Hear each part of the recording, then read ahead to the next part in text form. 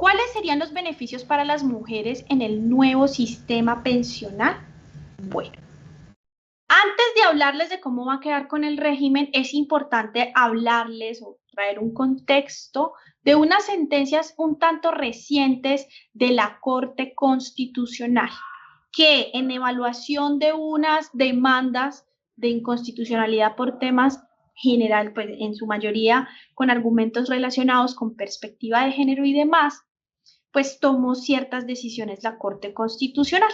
Entonces, una sentencia es la C-197 del 2023, que estableció, después de todo un análisis histórico y demás, social y demás, estableció que para las mujeres en el régimen de colpensiones no deberían de ser 1.000 semanas, sino que no deberían de ser 1.300 semanas, sino que deben de ser 1.000 semanas. ¿Sí? Entonces, ahí Colpensiones le dice al Congreso que tiene que legislar esto y que en caso de que no lo legisle, pues entonces empezarían a disminuirse a partir del 2026 de 50 y después del 2027 de a 25 semanas hasta llegar a 1.000. ¿Sí? Esta fue la primera sentencia en el 2023.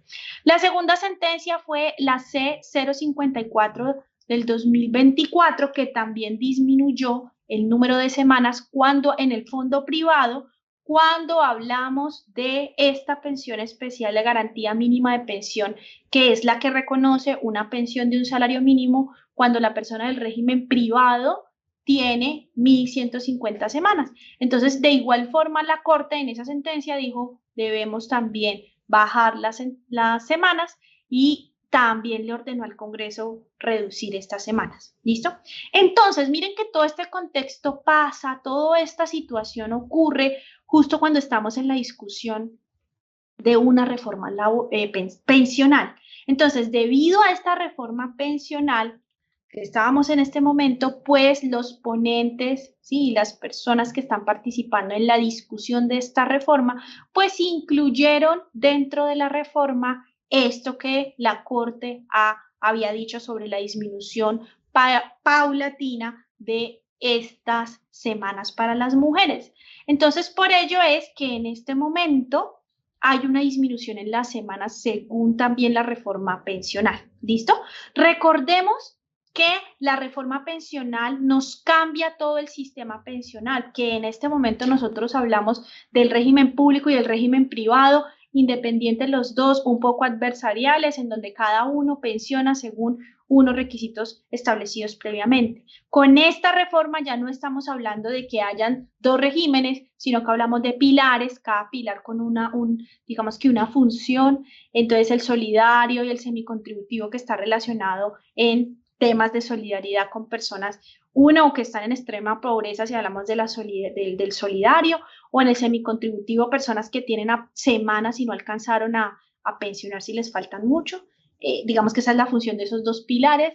El pilar contributivo, que este es el que tiene todo que ver con nosotros, que aquí es donde estamos todos los que hacemos aportes al sistema de pensiones, y el otro pilar, que es el de ahorro voluntario, que son las personas que ya quieran realizar aportes adicionales o ahorros adicionales para mejorar su pensión, ¿sí? Entonces, en ese pilar contributivo es donde entra todo esto que les estoy contando sobre los beneficios de la mujer y demás, porque en este pilar contributivo, que es donde todos vamos a aportar, ahora va a funcionar de una manera distinta. Ya no hablamos de regímenes, sino que hablamos de componentes, y entonces va a estar integrado por el componente de prima media, que es el componente público. Entonces todos los colombianos vamos a estar en Colpensiones, vamos a cotizar a Colpensiones, pero solo hasta 2.3 salarios mínimos. Para las personas que tengan ingresos superiores a 2.3 salarios mínimos, entonces ellos hacen su aporte a Colpensiones y adicionalmente todo lo adicional a 2.3 salarios mínimos, entonces se irá a un fondo privado. Entonces vamos a estar vinculados en los dos componentes de forma simultánea. ¿Listo? Ahora, para acceder a la pensión de vejez, entonces hay que cumplir, ya no tenemos que pensar si estoy en privado o estoy en público, sino que para acceder a la pensión de vejez debo cumplir unos requisitos, y esos requisitos son edad, que es la misma edad que teníamos antes, 57 años mujeres, 62 años hombres, y semanas, que son 1.300. ¿sí? Pero entonces aquí es donde se incluyó esto que les conté hace unos minutos, y es que en esta reforma, como en este momento la Corte Constitucional le dijo al Congreso que debía legislar, entonces aprovecharon la reforma y están legislando, es decir, incluyeron dentro de la reforma esta disminución que la Corte Constitucional ordenó. Y entonces, por eso es que dentro de los beneficios que tendrán las mujeres, porque es la pregunta que me hace, pues estará que las mujeres cada año, empezando desde el 2026, nos va a ir disminuyendo las semanas mínimas para acceder a la pensión, hasta que en el 2036 lleguemos a 1.000 semanas. Eso es un beneficio que tienen las mujeres. Tiene todo un contexto histórico, bueno, todo, digamos, explicado perfectamente por la Corte Constitucional, unas razones de por qué se da. Esta es una, ¿listo? Entonces, que las semanas van a disminuir para las mujeres. Y lo segundo, que esto sí es propio de la reforma, es que se va a establecer que las mujeres que tengan hijos, se les va a disminuir sus semanas. Entonces, por cada hijo que tengan, se les va a disminuir 50 semanas de cotización, ¿sí?